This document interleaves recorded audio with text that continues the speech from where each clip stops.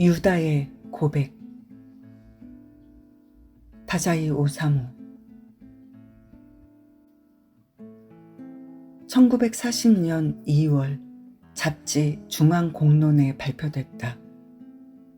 문단에서 여전히 신인 취급을 받고 있던 다자이가 당시의 유력 잡지 중 하나인 중앙공론에 처음으로 발표한 작품으로, 이는 황금풍경, 여학생 등의 작품을 발표해 문단의 주목을 받기 시작한 다자이가 작가로서 안정적인 위치에 올라서기 시작했음을 말해주는 단적인 증거라고 할 수 있다. 이 작품의 전문은 다자이 오사무가 구술한 것을 아내인 스시마 미치코가 그대로 기록한 것이며, 후에 문장 수정은 거의 이루어지지 않았다. 유다의 고백은 신약 성서를 바탕으로 하여 다자이가 재구성한 이야기로, 다자이가 성서와 기독교를 어떻게 이해하고 있는지 엿볼 수 있는 중요한 작품으로 평가받으며 활발히 연구되어 왔다. 주로 예수와 유다를 이항 대립적으로 놓고 분석한 연구가 지배적인데, 쇼와 시대의 주요 문예평론가인 가메이 가스이치로는 청년 시절 좌익운동에서 이탈한 다자이의 심리적 체험이 작품의 배경이 되었다고 지적하기도 했다. 말씀드리겠습니다. 다 말씀드리죠, 나리. 그 사람은 지독합니다. 지독해. 예, 불쾌한 녀석입니다. 나쁜 인간이지요. 참을 수가 없군요. 살려둘 수가 없습니다. 예, 진정하고 말씀드리겠습니다. 그 사람을 살려두어서는 안 됩니다. 세상의 적입니다. 예, 모든 일을 다 말씀드리겠습니다. 저는 그 사람이 있는 곳을 압니다. 바로 안내해드리지요. 갈기갈기 난도질하여 죽여주세요. 그 사람은 저의 스승입니다. 주인님입니다. 하지만 나이는 저와 같습니다. 34이지요. 저는 그 사람보다 겨우 2달 늦게 태어났을 뿐입니다. 대단한 차이도 없지요. 사람과 사람 사이에 그처럼 심한 차별은 없을 것입니다. 그럼에도 불구하고 그 사람은 지금까지 저를 얼마나 심술궂게 부려먹었는지, 얼마나 조롱해 왔는지. 이제 정말 싫다. 참을 만큼 참았어요.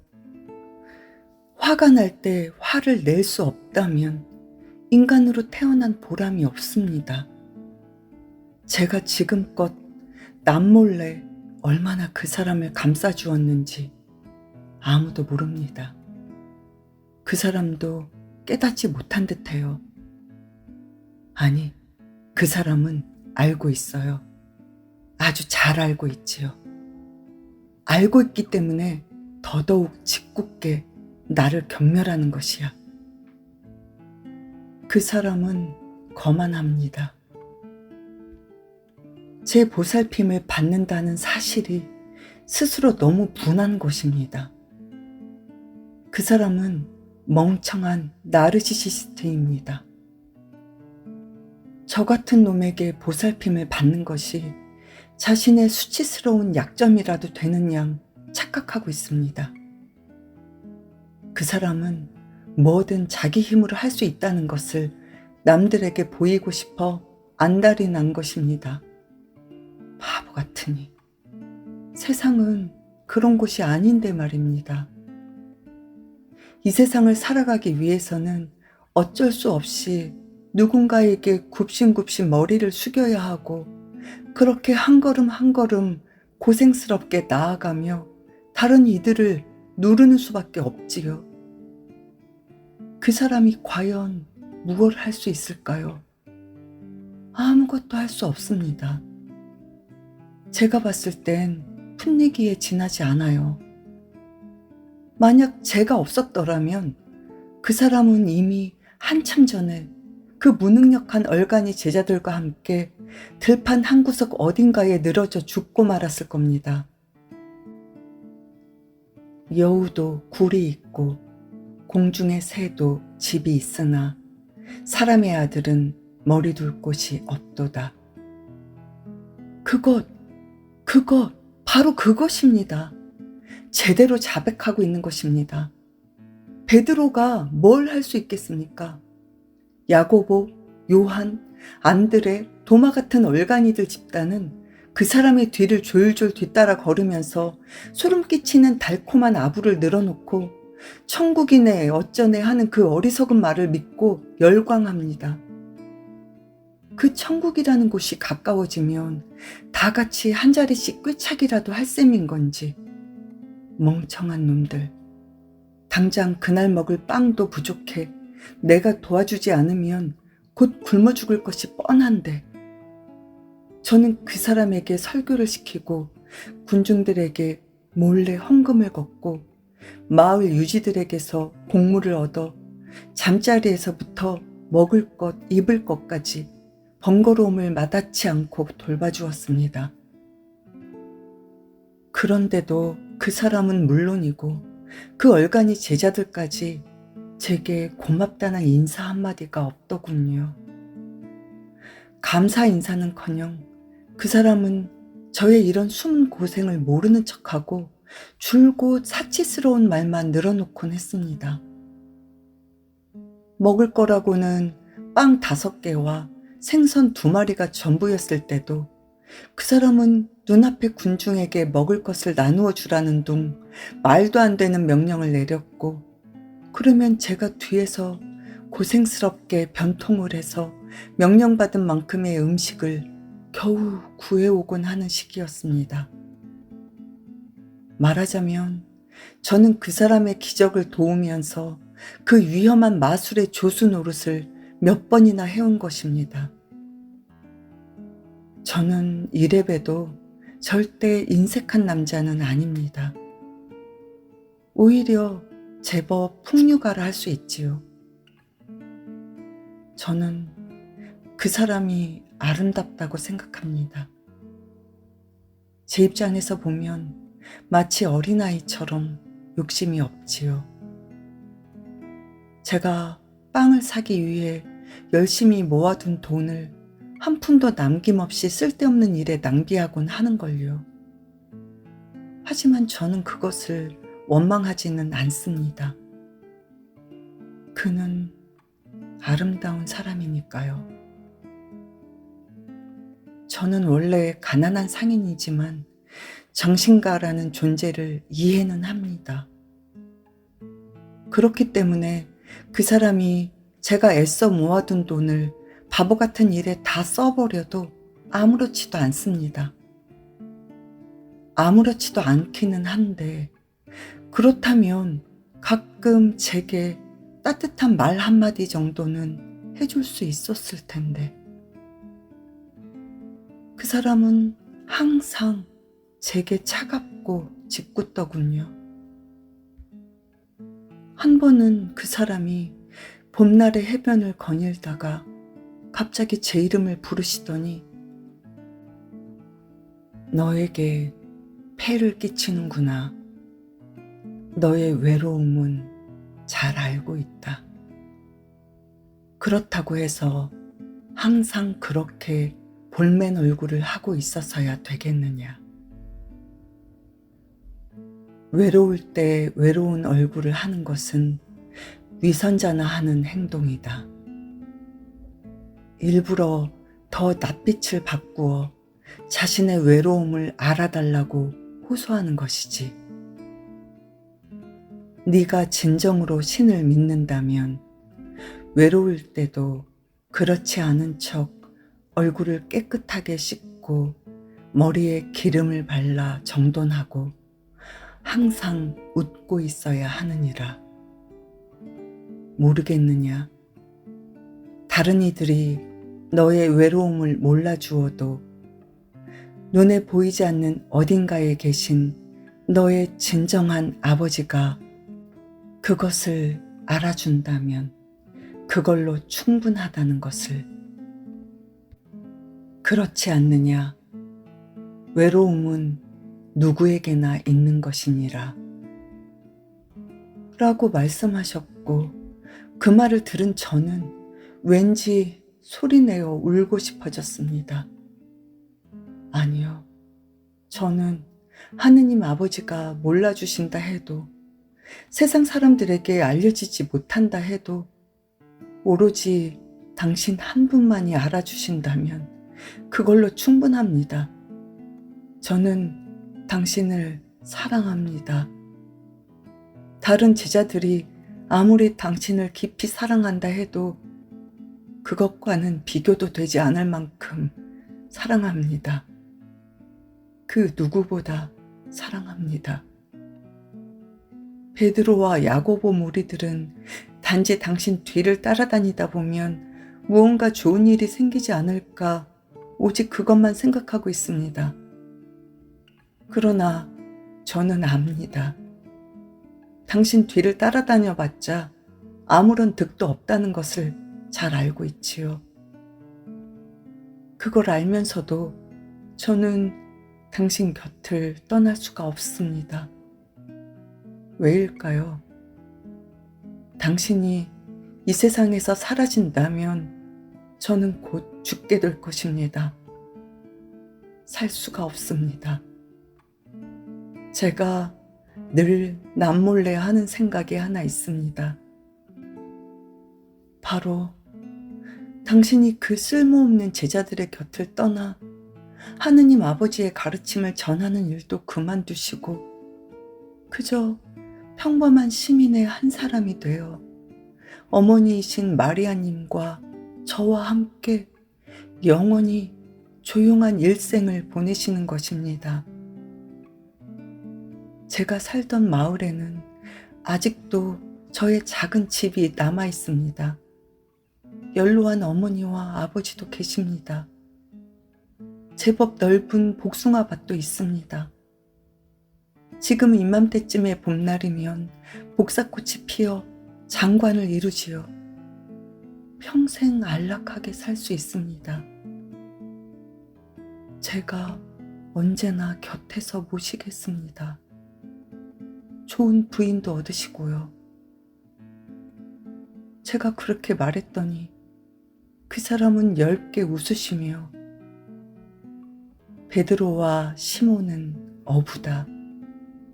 아름다운 복숭아 밭도 없지. 야고보와 요한도 가난한 어부다. 그들에게는 그렇게 안락한 일생을 보낼 만한 땅이 그 어디에도 없다. 라고 조용히 혼잣말처럼 중얼거리고는 다시 조용히 해변을 걸으셨습니다. 제가 그 사람과 차분하게 대화를 나눈 건 오로지 그때뿐이었고 그 후로는 결코 저에게 그렇게 허물없이 대해주신 적이 없습니다. 저는 그 사람을 사랑합니다. 그 사람이 죽으면 저도 함께 죽을 것입니다. 그 사람은 누구의 것도 아니야. 내 것이야.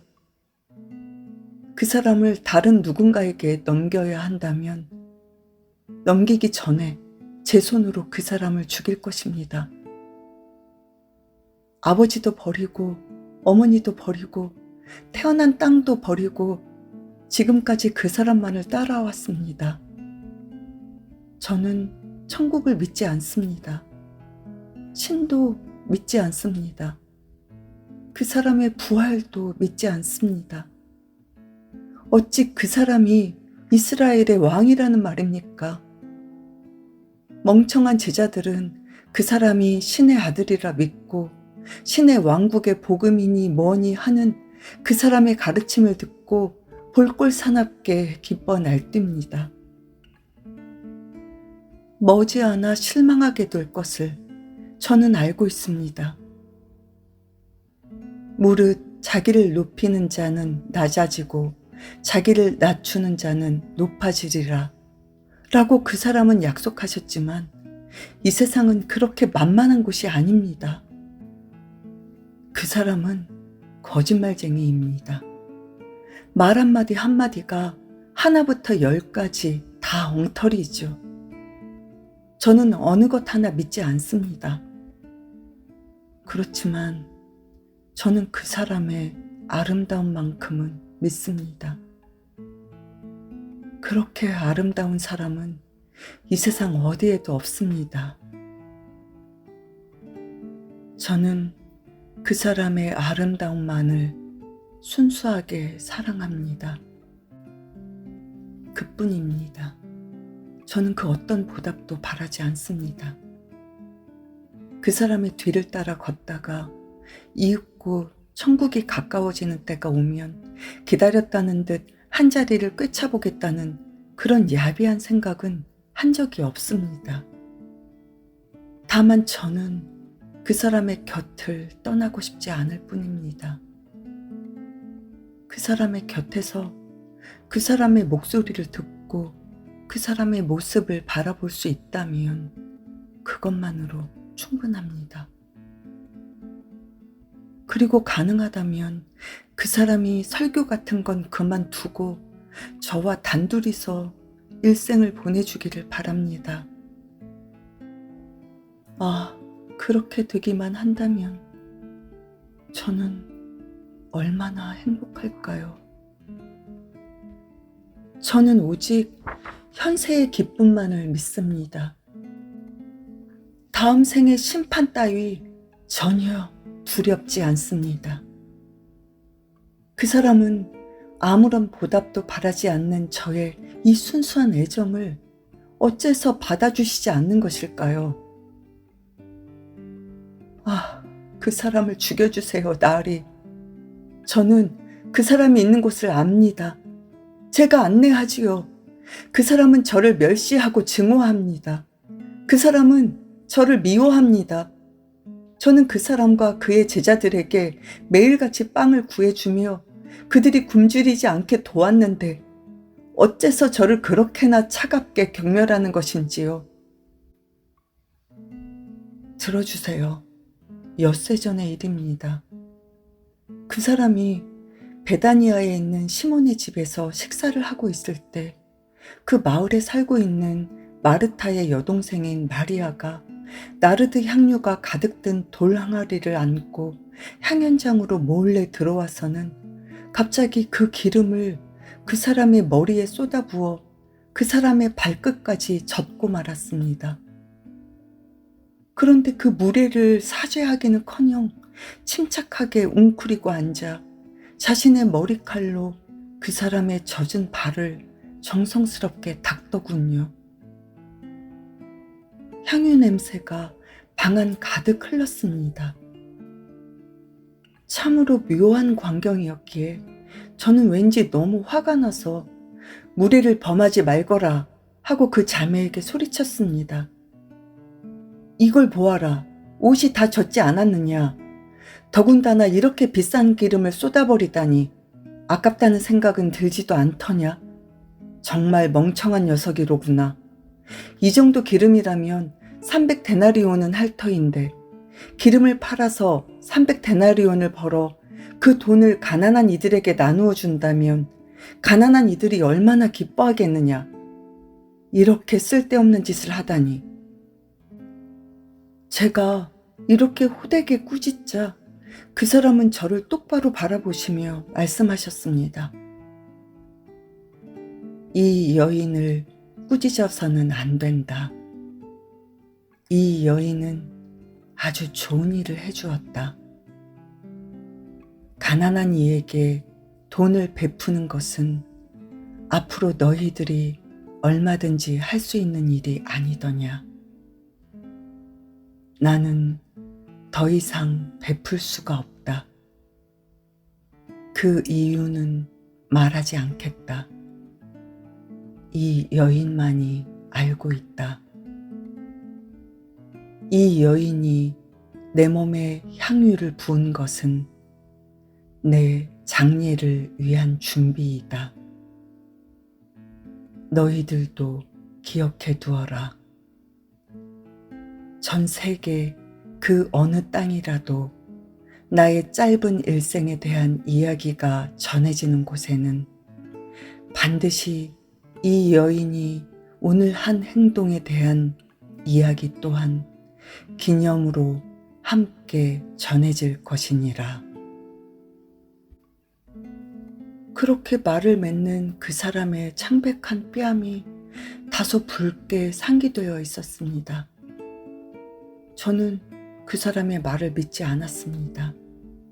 매번 하는 과장된 연극이라 생각하고 대충 흘려들었지만 그보다는 그때 그 사람의 목소리와 눈동자색에서 이제껏 한 번도 본 적 없는 묘한 기운이 느껴져서 저는 순간 당황했고 그 사람의 불그스름한 뺨과 살짝 눈물을 머금은 눈동자를 뚫어지게 바라보다 문득 한 가지 생각이 뇌리를 스쳤습니다. 너무 꺼림칙해서 입에 담을 수도 없을 정도입니다. 그 사람은 이토록 가난한 백성인 여인에게 사랑, 아니 설마 그런 일은 절대로 없겠지만 그것과 비슷한 위험한 감정을 품은 것은 아닐까요? 그렇게나 대단한 사람이 말입니다. 그토록 무지한 여인 따위에게 아주 잠깐이라도 특별한 사랑을 느꼈다면 그것은 더할 나위 없는 추태, 돌이킬 수 없는 충은. 저는 다른 이의 수치스러운 감정을 냄새로 알아낼 수 있는 재주를 타고난 사내입니다.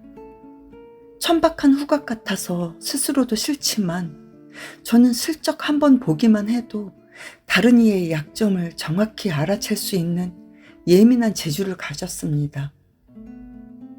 그 사람이 배운 것 없는 백성인 그 여인에게 아주 미약하게나마 특별한 감정을 가졌던 것은 정말 틀림이 없습니다.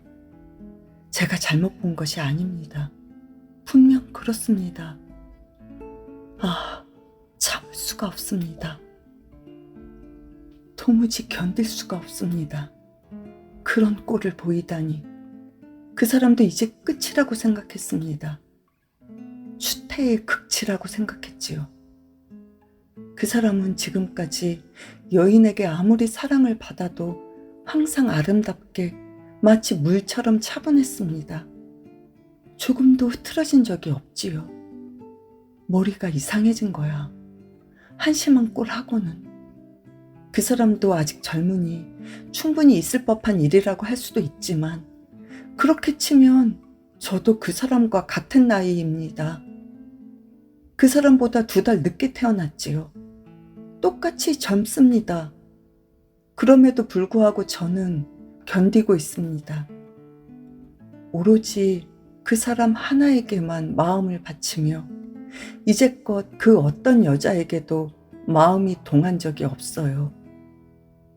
마리아의 언니인 마르타가 골격이 우람하고 덩치가 소처럼 큰 데다 거친 성격에 억세게 일을 잘하는 것이 유일한 장점인 매력없는 여인이라면 마리아는 언니와 달리 뼈대가 가늘고 피부는 속이 비칠 정도로 창백한 데다 손발에는 부드럽게 살이 올라 아담하고 호수처럼 맑고 깊은 커다란 눈망울은 언제나 꿈꾸듯 황홀하게 먼 곳을 바라보고 있는 그 마을 사람들 모두가 신기하게 여길 정도로 고상한 여인이었습니다. 저 역시 마음이 있었습니다. 마을에 나가면 그 여인에게 몰래 흰 명주천이라도 사다 주려고 했지요. 이제 뭐가 뭔지 모르겠습니다. 내가 지금 무슨 말을 짓거리는 건지. 그렇지, 저는 둔한 것입니다. 이유는 잘 모르겠습니다. 발을 동동 구르고 싶을 만큼 원통합니다. 그 사람이 젊다면 저도 젊습니다. 저는 재능도 있을 뿐더러 집과 밭도 있는 훌륭한 청년입니다. 그럼에도 저는 그 사람을 위해서 제가 가진 특권을 다 버렸습니다. 속았어요. 그 사람은 거짓말쟁이입니다. 날이 그 사람은 제 여인을 빼앗아 갔습니다. 아니지. 그 여인이 제게서 그 사람을 빼앗아 간 것입니다. 그것도 아니야. 제 말은 죄다 엉터리입니다. 한마디도 믿지 마세요. 뭐가 뭔지 정말 모르겠습니다. 부디 용서해 주십시오. 제가 그만 당치도 않은 말을 했습니다. 그런 천박한 일은 결코 없었습니다. 제가 불결한 말을 짓거렸네요. 그렇지만 저는 정말 분합니다. 가슴을 쥐어뜯고 싶을 정도로 분합니다. 이유는 모르겠습니다. 질투란 이 얼마나 견디기 힘든 악덕인지. 저는 목숨도 버릴 각오로 이제까지 오롯이 그 사람만을 사모하며 뒤따라왔는데 그런 제게는 따뜻한 말 한마디 건네주신 적도 없으면서 그깟 천한 백성 신분의 여인을 뺨까지 불켜가며 감싸시다니요. 역시 한심한 사람입니다. 머리가 이상해진 것이지요. 그 사람은 이제 틀렸다. 평범하기 짝이 없다. 한낱 인간이다. 죽는다고 해도 아쉬운 것이 없다. 거기까지 생각이 미치자 저는 문득 무시무시한 생각을 하게 되었습니다. 악마에게 홀린 것일지도 모르지요. 그날 이후 저는 차라리 내 손으로 그 사람을 죽여야겠다고 생각하기 시작했습니다. 언젠가 분명 죽임을 당할 뿐이다. 게다가 그 사람도 이따금씩 죽음을 바라는 듯한 모습을 살짝 보이시기도 한다. 내 손으로 죽이자. 다른 이의 손에 죽는 것은 원치 않아. 그 사람을 죽이고 나도 따라 죽자. 나리, 눈물을 보여 부끄럽습니다. 예, 이제 울지 않겠습니다. 예, 침착하게 말씀드리겠습니다. 그 다음 날 드디어 저희는 그렇게나 동경하던 예루살렘을 향해 출발했습니다. 수많은 군중, 늙은 사람도 젊은이도 모두 그 사람 뒤를 따랐습니다. 이윽고 예루살렘 궁전에 가까워졌을 때 그 사람은 길가에서 노쇠한 당나귀 한 마리를 발견하고는 미소를 머금은 채 당나귀에 올라타고서 시온의 딸이여 무서워 말거라. 보라, 네 왕은 나귀 새끼를 타고 오신다. 라며 예언이 그대로 이루어졌다고 영광스러운 얼굴로 제자들에게 말했지만 저는 왠지 시큰둥한 기분이었습니다. 어찌나 초라한 모습이든지요. 이것이 기다리고 기다리던 6월절에 예루살렘 궁전에 들어가는 다윗의 자손이 보여줄 모습이라니. 노쇠한 당나귀에 올라타 따각따각 힘없이 나아가는 이 볼품없는 광경이 그 사람이 평생토록 염원하던 영광스러운 모습이란 말인가. 저는 연민 이상의 감정을 느낄 수가 없었습니다. 실로 비참한, 어리석고 우스꽝스러운 한편의 연극을 보는 기분이었지요. 이 사람도 이제 끝이구나. 앞으로 살아갈 날만큼의 천박한 추태를 더 보일 뿐이다. 꽃은 시들기 전까지만 꽃인 것이다. 아름답게 피어있을 때 잘라내야 한다. 그 사람을 가장 사랑하는 것은 나다. 사람들에게 미움을 받아도 상관없다. 하루빨리 그 사람을 죽여야 한다는 저의 괴로운 결심은 더욱 견고해질 뿐이었습니다. 군중들은 점점 더 불어났고 그 사람이 지나는 길마다 빨강, 파랑, 노랑, 형형색색의 옷을 던지거나 종려나무 가지를 꺾어서 그 길 위에 빽빽이 깔아주며 떠들썩한 환호로 그 사람을 맞았습니다. 그 사람의 앞뒤 양옆에 달라붙은 군중들은 이윽고 큰 파도처럼 그 사람과 당나귀를 뒤흔들며 호산나 다윗의 자손이여 찬송하리로다. 주의 이름으로 오시는 이여 가장 높은 곳에서 호산나 하고 저마다 열광하며 찬송했습니다. 베드로와 요한, 바돌로메를 포함한 그의 모든 제자들은 멍청하게도 이미 눈앞에서 천국이라도 본 것처럼 마치 개선장군의 뒤를 따르듯이 기쁨과 환희에 젖어 서로를 얼싸안고 눈물 젖은 입맞춤을 나누었습니다. 완고한 성격의 베드로도 요한을 껴안고서 엉엉 큰 소리로 목 놓아 울더군요. 그런 광경을 지켜보고 있자니 저 또한 그 제자들과 함께 고난을 견디며 전도의 길을 걸어온 인고의 날들이 떠올라 저도 모르게 눈시울이 붉어지더군요. 그리하여 그 사람은 궁으로 들어갔고 무슨 생각을 한 건지 갑자기 당나귀에서 내려서는 밧줄을 집어들고 휘두르며 경내 환존소의 탁자와 비둘기 장수의 의자 같은 것들을 마구 넘어뜨렸습니다. 사람들이 팔려고 데려온 소와 양까지도 그 밧줄 채찍을 휘둘러 전부 궁에서 쫓아냈지요. 그러고는 경내의 상인들을 향해 내 녀석들은 모두 여기서 썩 꺼져라. 내 아버지의 집을 장사치의 집으로 만들 수는 없다.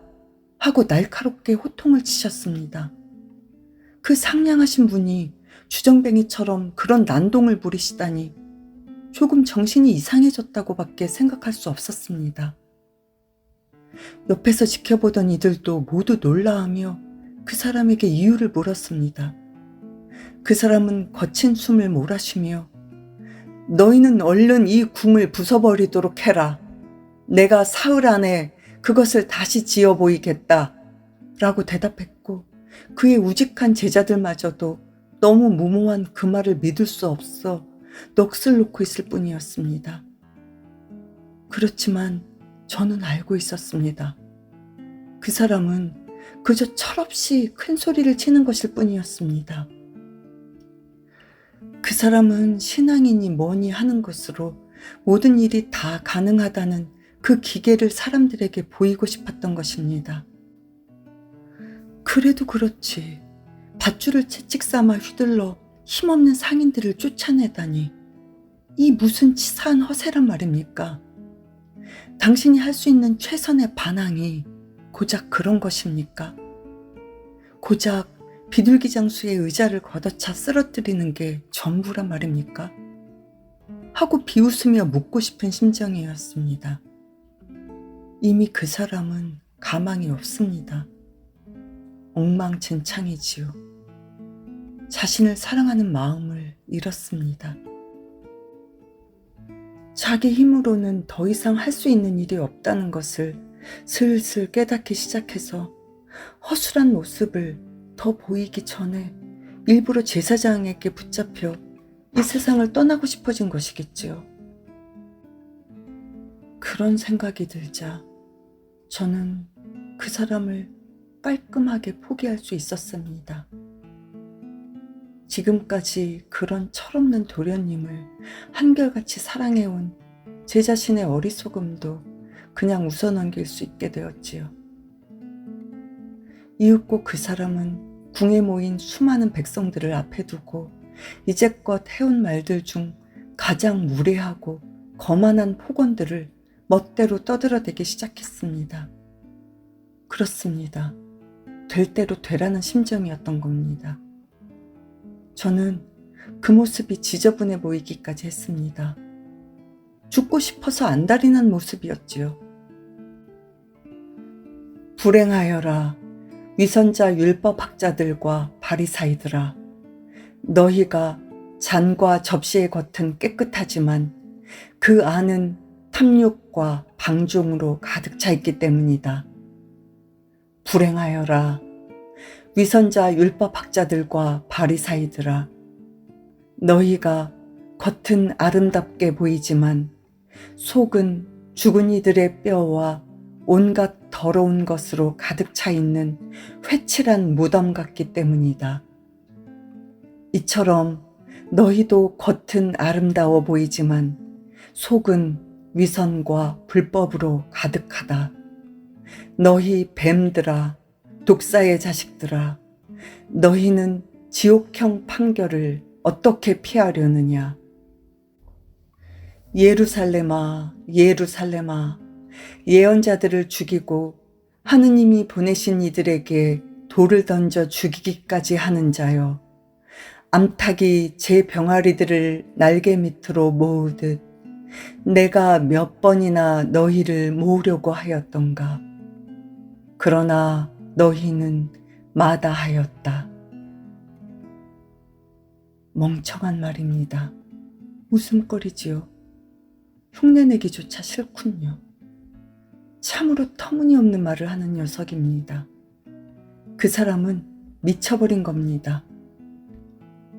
그 외에도 기근이 닥치고 지진이 일어나고 하늘에서 별이 떨어지고 달이 빛을 잃을 것이다. 땅에 넘쳐나는 인간의 시체 주변에 그것을 쪼아먹으려는 독수리가 모여들고 그때 사람들은 한탄하고 이를 갈며 분해할 일이 생길 것이다. 따위의 어처구니 없는 폭언들을 되는 대로 떠들어대더군요. 이 얼마나 생각 없는 말들입니까? 거만함이 하늘을 찌르더군요. 멍청이. 제 분수도 모르고 혼자 신이 난 꼴이라니. 이미 그 사람은 죄를 용서받을 수 없습니다. 반드시 십자가, 그것으로 정해졌다. 제사장과 장로들이 몰래 대제사장 가야바의 집 안뜰에 모여 그 사람을 죽이기로 결의했다는 이야기를 어제 마을 상인에게 들었습니다. 군중들 앞에서 그 사람을 붙잡았다가는 군중들이 폭동을 일으킬지도 모르니 그 사람과 제자들만 있을 때 관청에 신고하는 자에게는 은화 30냥을 준다는 이야기도 들었지요. 이제 유예 기간은 끝났다. 어차피 그 사람은 죽을 거야. 다른 이의 손에, 하급 관리의 손에 넘겨줄 바에야 내가 하자. 그것이 지금까지 내가 그 사람에게 바쳐온 일편단심의 애정에서 우러나온 마지막 인사가 될 것이다. 나의 의무다. 내가 저 사람을 팔아버리겠어. 괴로운 입장이로구나. 한결같은 사랑에서 비롯된 나의 이런 행동을 누가 제대로 이해해 줄까? 아니, 다른 이들이 이해해 주지 않는다고 해도 상관없다. 내 사랑은 순수하다. 사람들의 이해를 얻기 위한 사랑이 아니다. 그런 천박한 사랑이 아니다. 나는 영원히 사람들에게 미움을 받겠지. 그렇지만 이 순수한 사랑의 탐욕 앞에서는 그 어떤 형벌도 지옥불도 문제가 되지 않는다. 나는 내 방식대로 살아갈 것이다. 저는 몸이 부들부들 떨릴 정도로 굳게 결심했습니다. 그리고 은밀하게 적당한 때를 엿보며 기다렸지요. 이윽고 축제 당일이 되었습니다. 저희들 사제 13명은 언덕이 오래된 식당에 어스름한 2층 객실을 빌려 축제의 연회를 열기로 했죠. 모두 식탁 앞에 모여 식사를 시작하려던 찰나 그 사람이 갑자기 일어서서는 말없이 웃옷을 벗기 시작했고 저희들은 그 사람이 대체 무엇을 하고자 하는 것인지 몰라 의아하게 바라보기만 했죠. 그 사람은 식탁 위에 물병을 집어 물병 안에 물을 방 한구석에 놓여있던 대야에 따르더니 새하얀 수건을 자신의 허리에 걸치고 대야에 담긴 물로 제자들의 발을 차례차례 씻겨주셨습니다. 제자들은 그 이유를 몰라 당황스러워하며 어쩔 줄 몰라 했지만 저는 왠지 그 사람의 숨은 마음을 알 것 같았습니다. 저 사람은 쓸쓸한 것이다. 극도로 심약해져서 무지몽매한 제자들에게라도 매달리려 하는 것이 분명하다. 불쌍하게도. 그 사람은 피할 수 없는 자신의 운명을 잘 알고 있었던 것입니다. 저는 그 광경을 지켜보며 갑자기 강한 울음이 목 끝까지 치밀어 오르는 것을 느꼈습니다. 당장이라도 그 사람을 끌어안고 함께 울고 싶어졌지요. 아, 불쌍한 당신을 어찌 벌할 수 있을까요? 당신은 항상 따뜻했습니다. 항상 옳았습니다. 언제나 가난한 자들의 편이었지요. 또한 당신은 늘 빛이 날 정도로 아름다웠습니다. 당신은 틀림없는 신의 아들입니다. 저는 알고 있습니다. 부디 용서해 주세요. 저는 당신을 팔아넘길 작정으로 요 며칠간 기회를 엿보고 있었습니다. 하지만 이제는 싫습니다. 당신을 배신하다니, 그런 무도한 생각을 하다니요. 안심하세요. 이제부터는 관리 500명과 군사 1000명이 몰려온다고 해도 결코 당신의 몸에는 손끝 하나 건드리지 못하게 할 것입니다. 지금 당신을 노리는 자들이 있습니다. 위험합니다. 얼른 여기서 도망쳐야 합니다. 베드로, 야곱, 요한, 너희들도 모두 어서 오거라. 우리의 따뜻한 주인을 지키며 평생 오래도록 함께 살자. 입 밖으로는 꺼낼 수 없는 진심 어린 사랑의 말이 가슴속에서 끌어올랐습니다. 저는 지금껏 한 번도 느껴보지 못한 일종의 숭고한 영감에 휩싸였고 뜨거운 사죄의 눈물이 기분 좋게 볼을 타고 흘러내렸습니다. 이윽고 그 사람은 저의 발을 조용히 정성스럽게 씻겨주시고는 허리에 두르고 있던 수건으로 부드럽게 닦아주셨습니다. 아, 그때의 감촉이란. 그렇습니다. 저는 그때 천국을 본 것인지도 모릅니다. 제 다음에는 빌립의 발을, 그리고 그 다음에는 안드레와 베드로의 발을 씻을 차례였습니다. 지나치게 우직한 성격의 베드로는 미심쩍은 기분을 감추지 못하고 주여, 당신은 왜 저희들의 발을 씻겨주시는 것입니까? 하고 다소 불만이 섞인 말투로 시큰둥하게 물었지요. 그 사람은 아, 지금 너희들은 내가 하는 일을 이해하지 못하겠지. 훗날 알게 될 것이다. 라고 차분하게 타이르며 베드로의 발치에 앉았지만 베드로는 여전히 그것을 완강히 거부하며 아니요, 안 됩니다. 제발 따위를 씻어주시다니 너무 과분합니다. 라며 발을 움츠리고 고집을 부렸습니다. 그러자 그 사람이 조금 언성을 높이며 만약 내가 너의 발을 씻겨주지 않는다면 너와 나는 이제 더 이상 아무런 관계도 없는 것이 된다. 라고 단호하게 말했고 베드로는 몹시 당황했습니다. 아, 죄송합니다. 그렇다면 저의 발뿐만 아니라 손과 머리까지도 마음껏 씻겨주십시오. 라며 간절히 부탁하는 모습을 보고 저는 그만 웃음이 터졌습니다. 다른 제자들도 조용히 미소를 지었고 방 분위기도 조금 밝아졌지요. 그 사람도 살며시 웃으며 말했습니다. 베드로, 발만 씻고 나면 그걸로 너의 온몸이 맑고 깨끗해질 것이다. 아, 너뿐만 아니라 야곱과 요한, 그리고 모두가 더러움이 없는 깨끗한 몸이 되었다. 그렇지만 그 사람은 말을 하다가 허리를 펴더니 갑자기 고통을 견디기 힘들다는 듯 한없이 슬픈 눈빛을 보이다가 이내 눈을 질끈 감았고 그 상태로 말을 이었습니다. 모두가 깨끗하다면 좋으련만. 정신이 번쩍 들었습니다. 당했구나. 내 얘기를 하는 것이다. 제가 그 사람을 팔아넘기려고 계획한 방금 전까지 품었던 어두운 마음을 간파한 것입니다.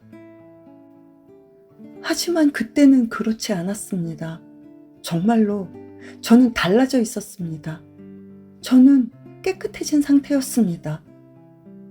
저는 그때 이미 생각을 고쳐먹은 후였습니다. 아, 그 사람은 그걸 모릅니다. 정말 모릅니다. 아니야, 아닙니다. 라고 목 끝까지 치미는 절규를 저의 약하고 비굴한 마음이 침 삼키듯 삼켜버렸습니다. 말할 수 없다. 아무 말도 할 수가 없다. 그 사람의 말을 듣고 나니 어쩌면 나는 깨끗해진 게 아닐지도 모른다라고 나약하게 긍정하는 비뚤어진 마음이 고개를 들기 시작했습니다. 그리고 그 비굴한 반성의 마음이 추접하고 검게 부풀어 올라 저의 오장육부를 헤집기 시작하더니 반대로 분노가 불끈 솟아올라 불꽃처럼 뿜어져 나왔습니다. 에이, 이제 틀렸다. 나는 이제 다 틀렸다. 저 사람은 진심으로 나를 미워하고 있다.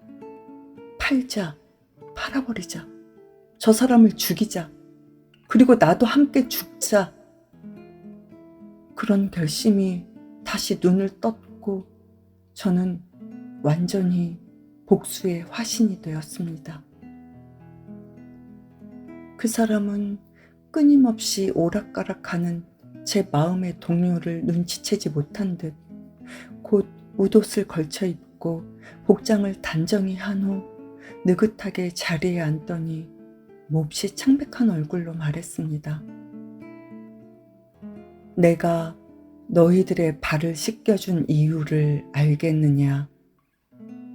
너희들은 나를 주라고 칭하기도 하고 스승이라 칭하기도 하는 모양인데 그건 틀림없는 사실이다.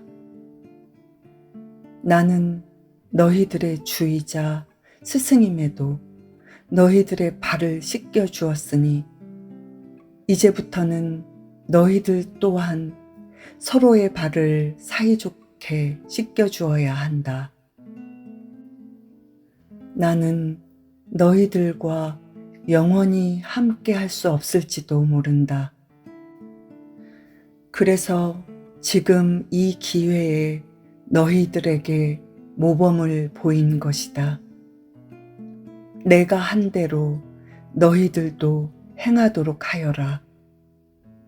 스승은 반드시 제자보다 뛰어난 법이니 내 말을 새겨 듣고 잊지 말도록 하여라. 그 사람은 몹시 울적한 말투로 그렇게 말하고는 조용히 식사를 시작했습니다. 그러나 이내 다시 고개를 숙이고 신음하며 흐느끼는 듯한 고통스러운 목소리로 너희 중 한 명이 나를 배신할 것이다 라고 말씀하셨습니다. 제자들은 소스라치게 놀라며 일제히 자리를 박차고 일어나 그 사람 주위에 몰려들었습니다. 주여, 그것이 저입니까? 주여, 저를 두고 하시는 말씀이십니까? 하고 저마다 소란을 떨었지요. 그 사람은 마치 죽은 사람처럼 힘없이 고개를 저으며 내가 지금 그에게 빵 한 조각을 줄 것이다. 그는 아주 불행한 사내야. 차라리 태어나지 않는 편이 나았다. 라고 예상 외의 단호한 말투로 그렇게 말하고는 빵 한 조각을 집어들더니 그대로 팔을 뻗어 정확히 제 입 앞에 가져다 댔습니다. 저도 이미 각오하고 있었지요. 수치스럽기보다 원망스러웠습니다. 그 사람의 고약한 심술이 새삼 원망스러웠습니다. 이렇듯 제자들 모두가 보는 앞에서 버젓이 저를 욕보인 일이 한두 번이 아니니까요. 물과 불, 영원히 하나로 녹아들 수 없는 숙명이 저와 그놈 사이에 존재하는 것입니다. 개나 고양이에게 주듯 빵 부스러기를 내 입에 밀어넣는 게 그놈이 할 수 있는 최선의 분풀이란 말인가? 하, 멍청한 놈. 날이 그 녀석은 저에게 어서 네가 하려던 일을 하여라 라고 말하더군요. 저는 곧장 식당에서 뛰쳐나와 밤길을 쉬지 않고 달려서 지금 여기에 왔습니다. 그리고 이렇듯 다급하게 그를 고발하는 것입니다. 자, 어서 그 사람을 벌해주세요. 원하시는 대로 마음껏 벌해주십시오. 그를 붙잡아 몽둥이로 때린 다음 옷을 홀딱 벗겨 죽여버리는 것이 좋겠군요. 저는 이제 더 이상 참을 수가 없습니다. 아주 불쾌한 놈입니다. 지독한 놈이지요. 지금까지 저를 이렇게나 괴롭혀왔습니다. 빌어먹을 놈 같으니라고. 그 사람은 지금 기드론 골짜기 저편의 겟세마네 동산에 있습니다. 지금쯤이면 2층 객실에서 식사도 끝내고 제자들과 함께 겟세마네 동산에서 하늘에 기도를 올리고 있을 시간입니다. 제자들 외에는 아무도 없습니다. 지금이라면 별 어려움 없이 그 사람을 잡을 수 있습니다. 아, 새 울음소리가 시끄럽군요. 오늘 밤은 새들의 울음소리가 어찌 이리 귀에 거슬리는지요. 여기로 달려오면서 지나온 숲에서도 작은 새들이 시끄럽게 울어대고 있더군요. 밤에 우는 새는 드문데 말입니다. 저는 순간 아이 같은 호기심이 일어 그 작은 새를 직접 보고 싶어졌습니다. 발걸음을 멈추고 고개를 갸웃거리며 나뭇가지 사이를 살폈습니다. 아, 제가 쓸데없는 말을 떠들어댔군요. 죄송합니다, 나으리. 준비는 다 되셨습니까? 아, 즐거워라. 기분이 아주 좋군요. 오늘 밤은 제게도 마지막 밤이 될 것입니다, 나으리. 나으리, 오늘 밤 그 사람과 제가 멋지게 어깨를 나란히 하고 서 있는 광경을 꼭 지켜봐 주십시오. 저는 오늘 밤 반드시 그 사람과 나란히 서 보일 것입니다. 그 사람을 두려워하지 않을 것입니다. 비하하지도 않을 것입니다. 저는 그 사람과 동갑입니다. 그 사람과 마찬가지로 훌륭한 젊은이지요. 아, 새가 시끄럽게 울어대는군요. 너무 시끄러워 귀에 거슬립니다. 왜 이리도 소란스럽게 울어대는지 짹짹짹짹 대체 왜 이리 소란일까요? 아니, 그 돈은 저에게 주시는 것입니까?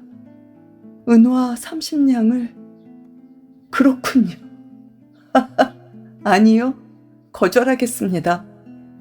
얻어맞기 전에 집어넣으시는 게 좋으실 겁니다. 돈 욕심이 나서 고발하러 온 게 아니니 썩 집어넣으시오. 아니, 죄송합니다. 받겠습니다. 그렇지, 전 상인이니까요. 아름다운 그 사람에게 항상 멸시를 받아온 것도 바로 그 돈 때문이었지. 받겠습니다. 어차피 전 상인입니다. 그 사람이 그토록 경멸하는 그 돈으로 훌륭히 복수해 줄 것입니다. 이것이 제게 가장 잘 어울리는 복수 방법이니까요. 꼴 좋다. 은화 30냥에 그 녀석은 팔려나간다. 나는 전혀 울지 않는다. 나는 그 사람을 사랑하지 않는다. 처음부터 단 한순간도 사랑한 적이 없어. 나으리, 제가 이제껏 말씀드린 것은 다 거짓입니다. 저는 돈이 탐나서 그 사람을 따랐습니다. 분명 그런 것입니다. 그 사람이 결코 제게 돈이 되지 않으리란 사실을 오늘 밤 확실히 깨달았고, 그래서 상인인 제가 주저없이 돌아선 것이지요. 돈, 결국 세상은 돈이 전부야. 은화 30냥이라니 이 얼마나 훌륭한가. 받겠습니다. 저는 인색한 상인입니다. 너무 탐나는군요. 감사합니다. 말씀드리는 것이 늦었네요. 제 이름은 상인 유다, 이스가리옷 유다입니다. 빗소리 따라 들려온다. 희미한 불빛 널 바라보고 지나간 시간의 기억들이 우릴 감아도네. 바람처럼 다가와서 여린 너의 숨결 느껴지네. 새벽의 흐름이 멈춰지네. 나 널 바라본다.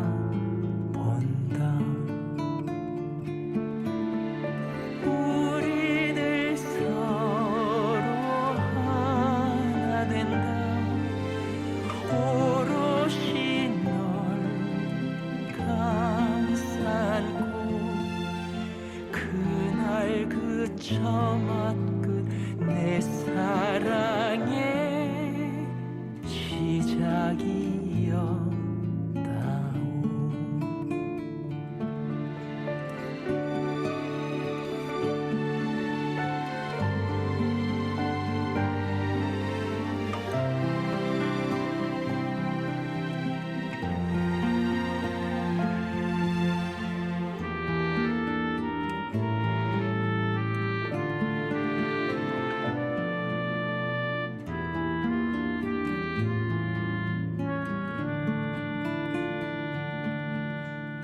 떠돌던 너의 기억들이 내 안에 너를 바라본다. 오래된 아픔의 흔적들이 우릴 스쳐가네.